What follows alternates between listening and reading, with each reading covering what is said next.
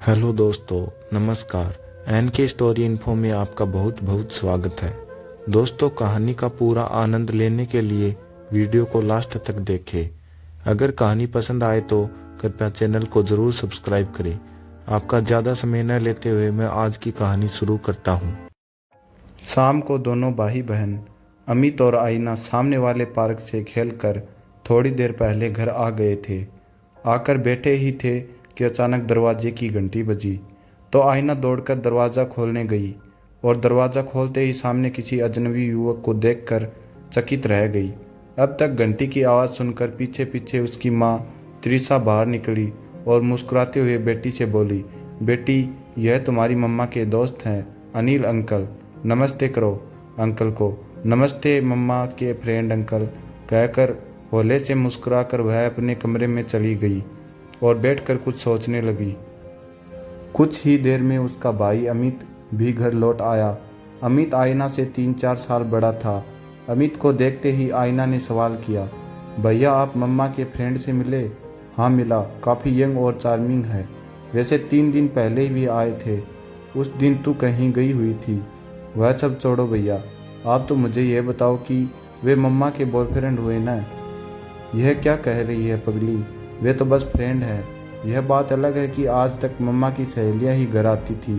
पहली बार किसी लड़के से दोस्ती की है मम्मा ने। वही तो मैं कह रही हूँ कि यह बॉय भी है और मम्मा का फ्रेंड भी, यानी बॉयफ्रेंड ही तो हुए ना। आयना ने मुस्कुराते हुए पूछा, ज़्यादा दिमाग मत दौड़ा, अपनी पढ़ाई कर ले, अमित ने उस पर दोष जमाते हुए कहा। थोड़ी देर में अनिल चला गया तो त्रिशा की सास अपने कमरे से बाहर आती हुई थोड़ी नाराज़गी भरे स्वर में बोली, बहू क्या बात है, तेरा ये फ्रेंड अब अक्सर घर आने लगा है? अरे नहीं मम्मी जी, वह दूसरी बार ही तो आया था और वह ऑफिस के किसी काम के सिलसिले में। मगर बहू तू तो कहती थी कि तेरे ऑफिस में ज़्यादातर महिलाएं हैं, अगर पुरुष हैं भी तो वे अधिक उम्र के हैं, जबकि यह लड़का तो तुमसे भी छोटा लग रहा था। मम्मी जी, हम समान उम्र के हैं, अनिल मुझसे केवल 5 महीने छोटा है। एक्चुअली हमारे ऑफिस में अनिल का ट्रांसफ़र हाल में हुआ है। पहले उसकी पोस्टिंग हेड ऑफिस पटना में थी, सो उसे प्रैक्टिकल नॉलेज काफ़ी ज़्यादा है। कभी भी कुछ मदद की ज़रूरत होती है तो तुरंत आगे आ जाता है। तभी यही ऑफिस में बहुत जल्दी सबका दोस्त बन गया है।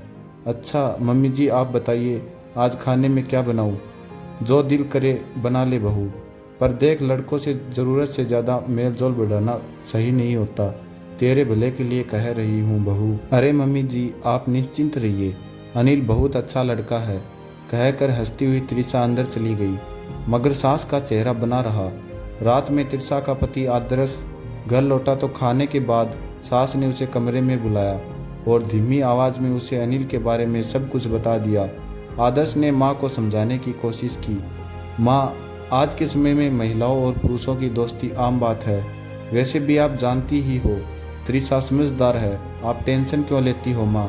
बेटा, मेरी बुढ़ी हड्डियों में इतनी दुनिया देखी है कि तू जितनी सोच भी नहीं सकता। स्त्री पुरुष की दोस्ती यानी आग की दोस्ती। आग पकड़ते समय नहीं लगता बेटे, मेरा फर्ज था तुझे समझाना, सो समझा दिया। डोंट वरी माँ, ऐसा कुछ नहीं होगा। अच्छा मैं चलता हूँ सोने, कहकर आदर्श माँ के पास से तो उठकर चला आया, मगर कहीं न कहीं उनकी बातें देर तक उसके जहन में घूमती रहीं। आदर्श त्रिशा से बहुत प्यार करता था और उस पर पूरा यकीन भी था, मगर आज जिस तरह माँ का शक जाहिर कर रही थी, उस बात को वह पूरी तरह से इग्नोर भी नहीं कर पा रहा था। रात में जब घर के सारे काम निपटा कर त्रिशा कमरे में आई तो आदर्श ने उसे छेड़ने के अंदाज में कहा, माँ कह रही थी कि तो आजकल आपकी किसी लड़के से दोस्ती हो गई है और वो आपके घर भी आता है। पति के भाव समझते हुए त्रिशा ने भी लहजे में जवाब दिया, जी हाँ, आपने सही सुना है। वैसे तो यह भी कह रही होंगी कि कहीं मुझे उससे प्यार न हो जाए और मैं आपको चीट न करने लगूं। हाँ, माँ की सोच तो कुछ ऐसी ही है, मगर मेरी नहीं है। ऑफिस में मुझे भी महिला सहकर्मियों से बातें करनी होती है, पर इसका मतलब ये तो नहीं कि मैं उससे कुछ और सोचने लगूं। मैं तो मजाक कर रहा था। I know and I love you Trisha. Trisha ने प्यार से कहा, ओहो चलो, इसी बहाने ये लफ्ज़ इतने दिनों के बाद सुनने को तो मिल गए। दोनों देर तक प्यार भरी बातें करते रहे। वक्त इसी तरह गुजरने लगा। अनिल अक्सर तिरसा के घर आ जाता, कभी कभी दोनों बाहर भी निकल जाते। आदर्श को कोई एतराज़ नहीं था, इसलिए तिरसा भी इस दोस्ती को एंजॉय कर रही थी। साथ ही ऑफिस के काम भी आसानी से निपट रहे थे। तिरसा ऑफिस के साथ साथ घर भी बहुत अच्छी तरह से संभालती थी। आदर्श को इस मामले में भी पत्नी से कोई शिकायत नहीं थी। माँ अक्सर बेटे को टोकती, यह सही नहीं है आदर्श, तुझसे फिर कह रही हूँ कि पत्नी को किसी और के साथ इतना घुल मिलने देना उचित नहीं है। माँ एक्चुअली तिरसा ऑफिस के कार्यों में ही अनिल की मदद लेती है। दोनों एक ही फील्ड में काम कर रहे हैं और एक दूसरे को अच्छे से समझते हैं, इसलिए स्वाभाविक है कि काम के साथ साथ थोड़ा समय संग बिता लेते हैं। इसमें कुछ कहना मुझे ठीक नहीं लगता। माँ, और फिर तुम्हारी बहू इतना कमा भी तो रही है। याद करो माँ, जब तिरसा घर पर रहती थी तो कई दफ़ा घर चलाने के लिए हमारा हाथ तंग हो जाता था। आखिर बच्चों को अच्छी शिक्षा दी जा सके, इसके लिए तिरसा का काम करना भी तो ज़रूरी है ना। फिर जब वह घर संभालने के बाद काम करने बाहर जा रही है तो हर बात पर टोका टाकी भी तो अच्छी नहीं लगती है ना। बेटे, मैं तेरी बात समझ रही हूँ, पर तू मेरी बात नहीं समझता। देख, थोड़ा नियंत्रण भी ज़रूरी है बेटे, वरना कहीं तुझसे बाद में पछताना न पड़े। माँ ने मुँह बनाते हुए कहा। ठीक है माँ, मैं बात करूँगा, कहकर आदर्श चुप हो गया। और एक ही बात बार बार कही जाए तो वह कहीं न कहीं दिमाग पर असर करती है। ऐसा ही कुछ आदर्श के साथ भी होने लगा। जब काम के बहाने तिरसा और अनिल शहर के बाहर जाते तो आदर्श का दिल बेचैन हो जाता था। उसे कई दफ़ा लगता कि तिरसा को अनिल के साथ बाहर जाने से रोक ले या डांट लगा दे, मगर वह ऐसा भी नहीं कर पाता था। आखिर उसकी गृहस्थी की गाड़ी यदि सरपट दौड़ रही है तो उसके पीछे कहीं न कहीं तिरसा की मेहनत ही तो थी। इधर बेटे पर अपनी बातों का असर पड़ता न देख आदर्श के माँ बाप ने अपने पोते और पोती यानी बच्चों को उकसाना शुरू कर दिया। एक दिन वे दोनों बच्चों को बैठाकर समझाने लगे, देखो बेटे, आपकी मम्मा की अनिल अंकल से दोस्ती ज़्यादा ही बढ़ रही है। क्या आप दोनों को नहीं लगता कि मम्मा आपको या पापा को अपना पूरा समय देने के बजाय अनिल अंकल के साथ घूमने चली जाती है? अमित ने कहा, दादाजी, मम्मा घूमने नहीं बल्कि ऑफिस के काम से ही अनिल अंकल के साथ जाती हैं। भैया को छोड़ो दादी, पर मुझे भी ऐसा लगता है जैसे मम्मा हमें सच में इग्नोर करने लगी है। जब देखो यह अंकल हमारे घर आ जाते हैं या मम्मा को ले जाते हैं। यह सही नहीं है। हाँ बेटा, इसलिए मैं कह रही हूँ कि थोड़ा ध्यान दो।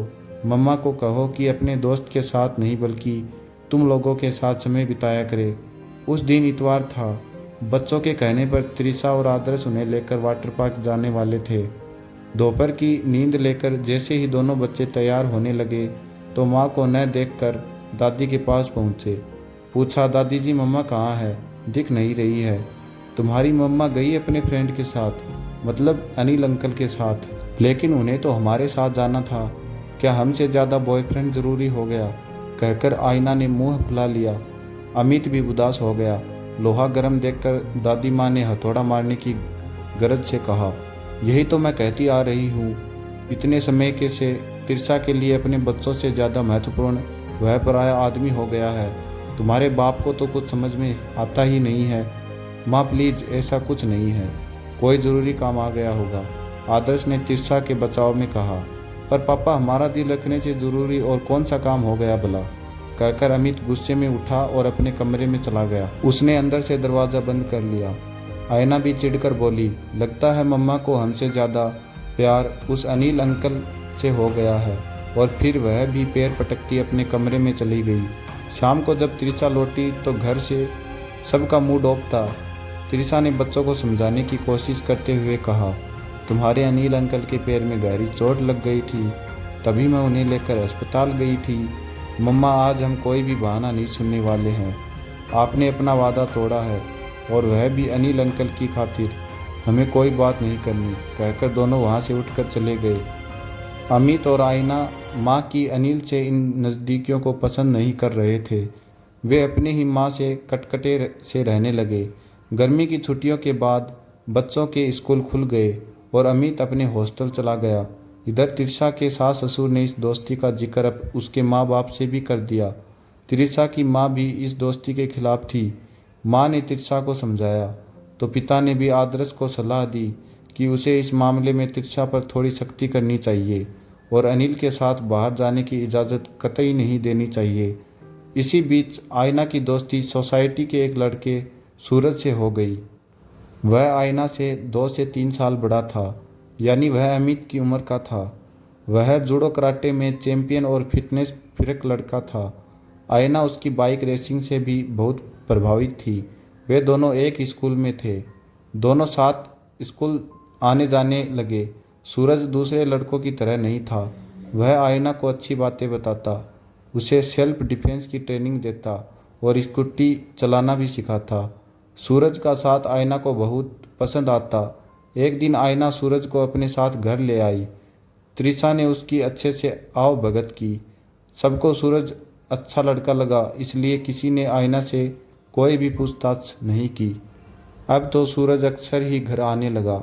वह आयना की मैथ की प्रॉब्लम भी हल कर देता और जूडो कराटे भी सिखाता रहता। एक दिन आयना ने त्रिशा से कहा, मम्मा आपको पता है सूरज डांस भी जानता है। वह कह रहा था कि मुझे डांस सिखा देगा। यह तो बहुत अच्छा है। तुम दोनों बाहर लॉन में फिर अपने कमरे में डांस की प्रैक्टिस कर सकते हो। मम्मा आपको या घर में किसी को एतराज़ तो नहीं होगा ना? आयना ने कहा, अरे नहीं बेटा, सूरज अच्छा लड़का है। वह तुम्हें अच्छी बातें सिखाता है। तुम दोनों क्वालिटी टाइम स्पेंड करते हो, फिर हमें एतराज़ क्यों होगा? बस बेटा यह ध्यान रखना कि सूरज और तुम फालतू बातों में समय मत लगाना। काम की बातें सीखो, खेलो कूदो, उसमें क्या बुराई है? ओके थैंक यू मम्मा, कहकर आयना खुशी खुशी चली गई। अब सूरज हर संडे आयना के घर आ जाता और दोनों डांस प्रैक्टिस करते। समय इसी तरह से बीतता रहा। एक दिन त्रिशा और आदर्श किसी काम से बाहर गए हुए थे। घर में आयना दादा दादी के साथ अकेली थी। किसी काम से सूरज घर आया तो आयना उससे गणित की प्रॉब्लम हल कराने लगी। आयना और सूरज दौड़कर बाथरूम पहुंचे तो देखा दादी फर्श पर बेहोश पड़ी है। आयना के दादा ऊंचा सुनते थे, उनके पैरों में भी तकलीफ रहती थी। वे अपने कमरे में सोए थे। आयना घबरा कर रोने लगी। तब सूरज ने उसे चुप कराया और जल्दी से एम्बुलेंस वाले को फ़ोन किया। आयना ने अपने मम्मी डैडी को भी फ़ोन करके हर बात बता दी। इसी बीच सूरज जल्दी से दादी को लेकर पास के एक अस्पताल में भागा। उसने पहले ही अपने घर से रुपए मंगा लिए थे। अस्पताल पहुंचकर उसने बहुत समझदारी से दादी को एडमिट करा दिया और प्राथमिक इलाज शुरू कराया। उनको हार्ट अटैक आया था। अब तक आयना के माँ बाप भी अस्पताल पहुंच। डॉक्टर ने त्रिशा और आदर्श से सूरज की तारीफ करते हुए कहा, इस लड़के ने जिस फुर्ती और समझदारी से आपकी माँ को हॉस्पिटल पहुंचाया है वह काबिले तारीफ है। अगर ज़्यादा देर हो जाती तो समस्या बढ़ सकती थी, यहाँ तक कि जान को भी खतरा हो सकता था। त्रिशा ने बढ़कर सूरज को गले से लगा लिया। आदर्श और उसके पिता ने भी नम आंखों से सूरज का धन्यवाद कहा। सब समझ रहे थे कि बाहर का एक लड़का आज उनके परिवार के लिए कितना बड़ा काम कर गया। हालात सुधरने पर आयना की दादी को अस्पताल से छुट्टी दे दी गई। घर लौटने पर दादी ने सूरज का हाथ पकड़कर गदगद स्वर में कहा कि आज मुझे पता चला कि दोस्ती का रिश्ता कितना खूबसूरत होता है। तुमने मेरी जान बचाकर इस बात का एहसास दिला दिया। बेटे की दोस्ती का मतलब क्या है, यह तो मेरा फ़र्ज़ था दादी जी, सूरज ने हंसकर कहा। तब दादी ने त्रिशा की तरफ देखकर गलानी भरे स्वर में कहा, मुझे माफ़ कर दे बहू, दोस्ती तो दोस्ती होती है, बच्चों की हो या बड़ों की। तेरी और अनिल की दोस्ती पर शक करके हमने बहुत बड़ी भूल कर दी। आज मैं समझ सकती हूँ कि तुम दोनों की दोस्ती कितनी प्यारी होगी। आज तक मैं समझ ही नहीं पाई थी। त्रिशा आगे बढ़कर सास के गले लगती हुई बोली, मम्मी जी आप बड़ी हैं, आपको मुझसे माफ़ी मांगने की कोई ज़रूरत नहीं है। आप अनिल को जानती नहीं थी, इसलिए आपके मन में सवाल उठ रहे थे। यह बहुत स्वाभाविक था, पर मैं उसे पहचानती हूँ, इसलिए बिना कुछ छिपाए उस रिश्ते को आपके सामने लेकर आई थी। तभी दरवाजे पर दस्तक हुई। त्रिशा ने दरवाज़ा खोला तो सामने हाथों में फल और गुलदस्ता लिए अनिल खड़ा था। घबराए हुए स्वर में उसने पूछा, मैंने सुना है कि अम्मा जी की तबीयत खराब हो गई है, अब कैसी हैं? बस तुम्हें ही याद कर रही थी। त्रिशा ने हंसते हुए कहा और फिर अंदर ले आई, जहाँ सभी एक साथ दादी के पास बैठे थे। आज सभी को एक साथ हंसता खेलता देख दादी का दोस्ती वाला शक मिट चुका था। तो दोस्तों, आज की वीडियो में बस इतना ही। कहानी आपको कैसी लगी कमेंट बॉक्स में ज़रूर बताइएगा। अगर कहानी पसंद आई है तो चैनल को ज़रूर सब्सक्राइब करें और वीडियो को लाइक करें। तो दोस्तों, आपको फिर मिलता हूँ अगले वीडियो में। तब तक के लिए नमस्कार।